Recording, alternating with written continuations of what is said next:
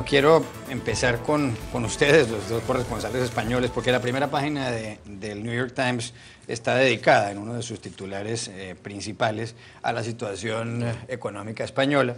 En este momento hay un titular del diario El País de Madrid de hace pocos minutos, según el cual el Fondo Monetario Internacional calcula que España necesita 40.000 millones de euros de ayuda para el sistema bancario. Esto parece un tema un poco árido para la gente del común, pero hay miles de personas sin empleo en España.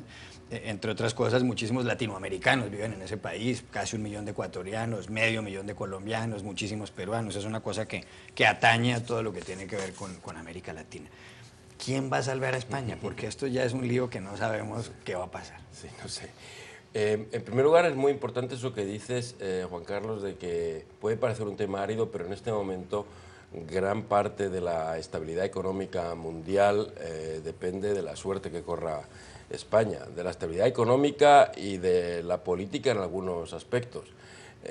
Habrás comprobado cómo el presidente Obama está cada día más preocupado por los acontecimientos en Europa y particularmente en España, porque en gran medida su reelección depende de la estabilización económica en España y en Europa.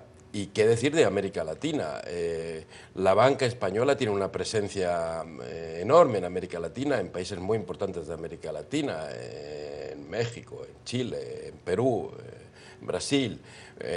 Importantes empresas españolas que están amenazadas por la crisis tienen presencia e intereses en América Latina, con lo cual una caída de la banca española y una depresión aún mayor de la economía española va a tener un impacto entre las personas que nos escuchan en este momento. ¿Quién va a salvar? ¿Quién va a impedir esto? Pues tiene que ser Europa. Esto es una responsabilidad de Europa. España es parte de Europa. La crisis española es una crisis europea y la solución tiene que llegar de Europa. Y creo que va a llegar y creo que está a punto de llegar.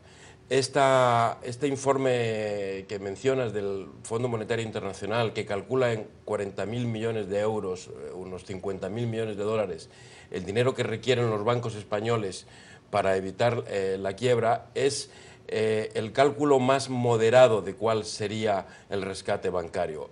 Hay otros cálculos que elevan esa cifra hasta los 100.000 millones de euros.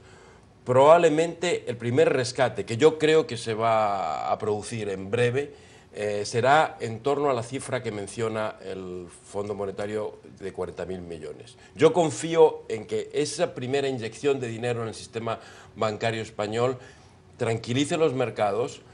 Con la tranquilidad en los mercados, España puede remontar su situación de deuda de una manera más eficaz. Y yo confío en que sea el comienzo del fin del túnel en el que estamos en este momento. Es una confianza que está basada en algunos elementos que menciono, pero reconozco que también hay otras posibilidades que son más pesimistas. Lorenzo Milá. Bueno, lo que decía Antonio es muy importante. Es decir, somos parte de nuestra posibilidad de salida es precisamente que somos demasiado grandes para caer, ¿no? Too big to fail, como recuerda hoy varias veces en estos últimos meses el New York Times. España no se la puede dejar caer porque el efecto dominó es demasiado grande. Entonces esto a mí me parece importante destacarlo. Y segundo, a mí me gustaría mucho, y no sé si tendremos el tiempo, pero por lo menos apuntar 2 o 3 ideas. Adelante. ¿Qué es lo que ha pasado? Primero, estamos hablando de un rescate a algunos bancos malos españoles. En España hay bancos muy potentes que funcionan estupendamente y que no tienen, en principio, este tipo de problemas. Y segundo, me gustaría que explicáramos, aunque fueran 2 titulares, ¿qué hemos hecho mal? ¿Qué pasa para que España tenga que recibir 40, 50, 80.000 millones de euros? Adelante, explica. ¿Qué hemos hecho mal, Antonio? Es decir, podemos resumir esa idea, que ya sé que es complicado, sí, pero... No, nosotros hemos hecho mal bastantes cosas, nosotros quiero decir en España, y se han hecho algunas cosas mal en Europa. Decía antes que esto no es una crisis española, esto es una crisis que tiene resonancia en España principalmente, pero no es una crisis puramente española.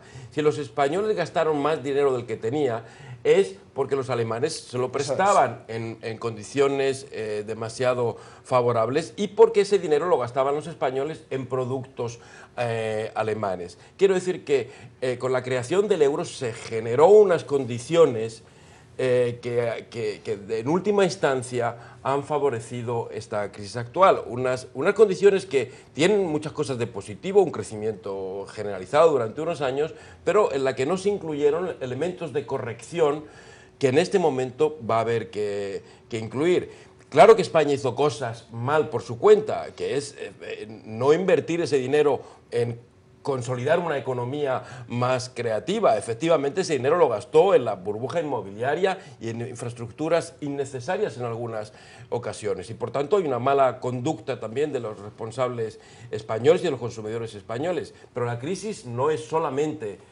por eso, sino que responde a una concepción de la moneda única en la que había fallos importantes.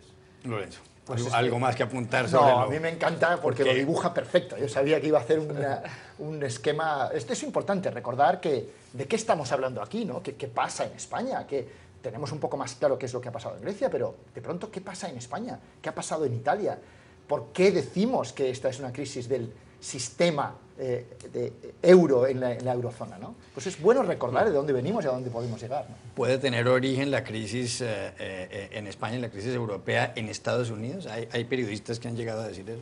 Bueno, fíjate que Florida es un caso de burbuja inmobiliaria muy parecido a España y sin embargo no se habla de Florida, ¿no? Tampoco se habla de la bancarrota endémica californiana, porque pertenecen a una unión que tiene una serie de elementos ya desarrollados de unión fiscal, de unión sanitaria, etcétera. Todo esto es lo que entiendo que Antonio... Y desde luego, como dice Juan Carlos, los primeros síntomas de desconfianza sobre el sistema monetario europeo vinieron como consecuencia de la crisis financiera norteamericana y por el caso Lehman. Desde la quiebra de Lehman Quiero decir que el caso Lehman en 2008 es el primero que hace a los mercados sospechar y observar el sistema financiero mundial, y ahí es donde se pone el acento en Europa, y luego se descubren efectivamente carencias que son puramente europeas. No echamos la culpa a los Estados Unidos de todos nuestros problemas. Y después hay otra cosa, solo una cosa. Sí. Después hay otra cosa que a mí me sorprende mucho, y es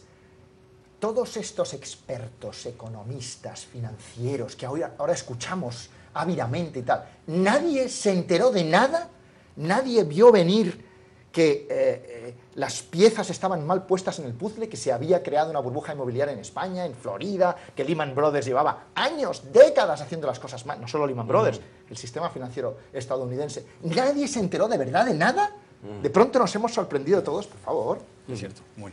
Ha habido un gran mea culpa por parte de algunos medios que cubrieron esa crisis por no haberla reportado antes o por no verla venir, pero tengo una pregunta. Hay una percepción de que existe una ambivalencia en España entre dejarse rescatar y ser, digamos, terminar sometidos a Bruselas para sus políticas. ¿Qué tan...